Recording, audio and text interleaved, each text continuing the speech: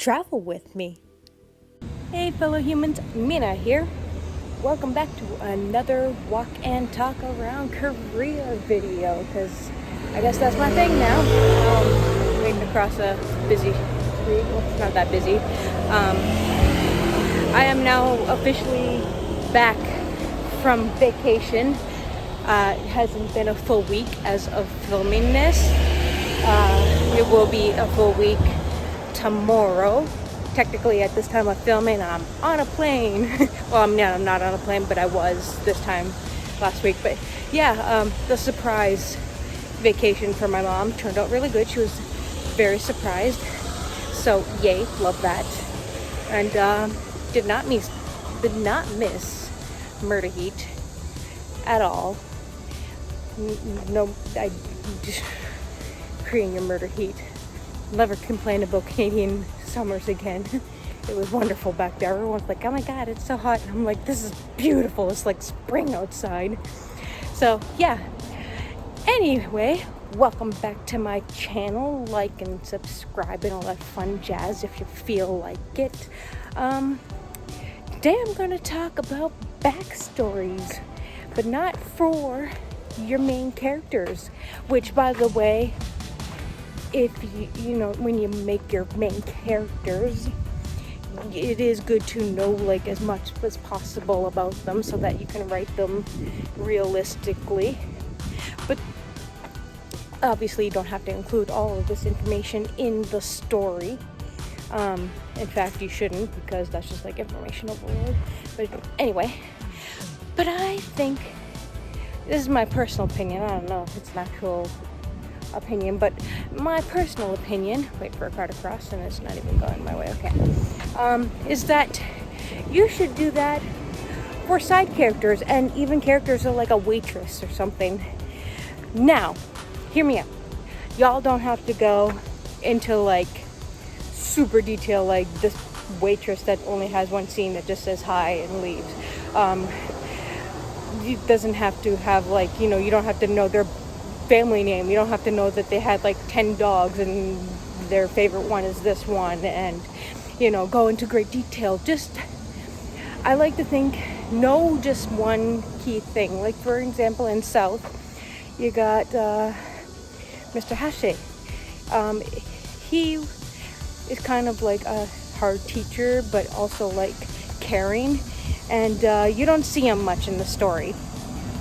But his background is that he was in the military before he got into teaching, and so that's where he's got that like hard teaching personality and like, and but he's also got that caringness, because you know he was, you know, you got to save people and shit when you're in the military, and that's just a small thing because he's barely in the book.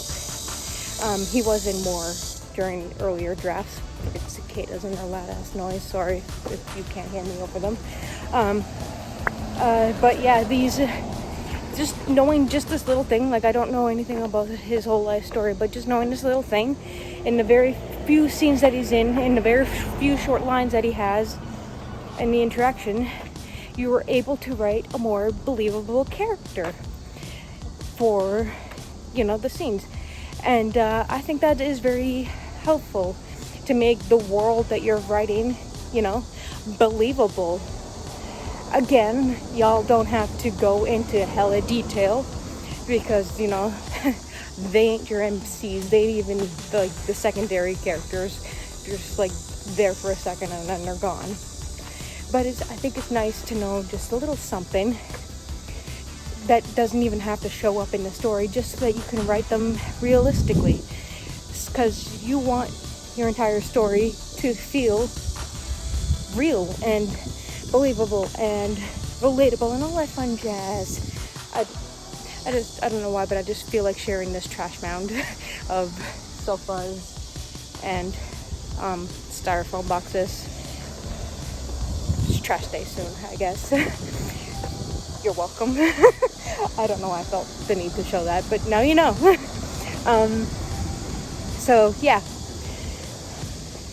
that it's just, this video isn't going to be very long. I just really want to just give that quick advice, because I think it's important that whatever character shows up in your story, whether they have a major impact or not, like I said, it could be like you go to a restaurant and the waiter's just like, can I get your order? Now, like, let's use the waiter example. Depending on what the background of said waiter is, your waiter could come up and be like, can I get your order? Or she could be all like, hey y'all, can I get your order? And the way she interacts with your character, even if it's just that one line and then you never see that character again, just adds, that little bit of life. Because maybe if you know that she went through a breakup, she's gonna be a pissy waiter. Maybe, I don't know. Maybe she handles breakups great. Who knows? Or she could be just a bubbly character. It just is, and it'll change the way your characters interact with those side characters, and then maybe how they progress in the story. It's just fun little facts. So you don't have to go in heavy ass detail. You don't even have to write it down. It's just in your head. You don't even have to, use any of these facts at all. I just think that it's important to know a little bit of something about every character that does show up in your book, even if they don't have any lines. Just the way you describe people walking down the street. It just adds that little oomph of believability and credibility to your story. So, what do you guys think, my fellow humans?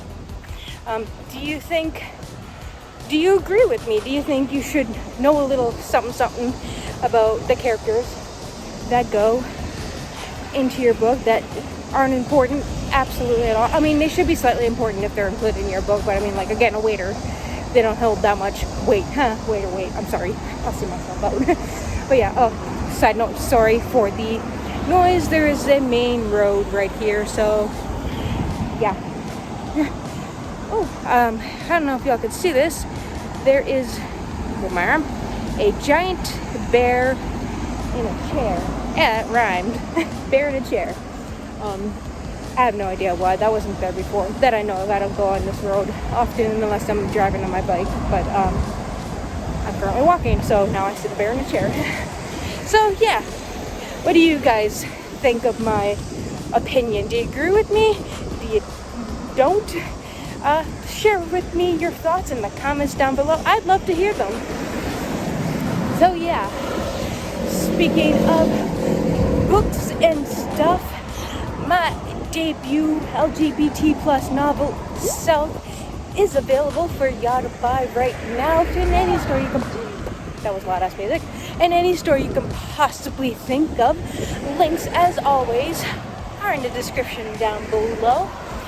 And I'd appreciate it if you left a review on Amazon and or Goodreads, or even a star rating. It helps an author out. It's still murder heat season in Korea. Did not miss that from Canada, so apologies if you can see me like wiping all the sweat because TMI, but yeah.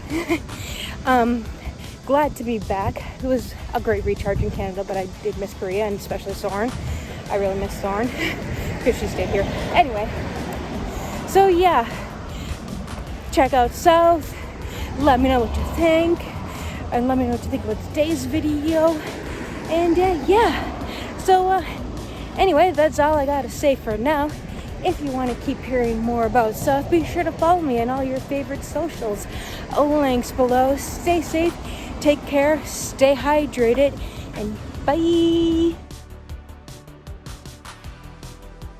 I know you with these balls. What? Go get it.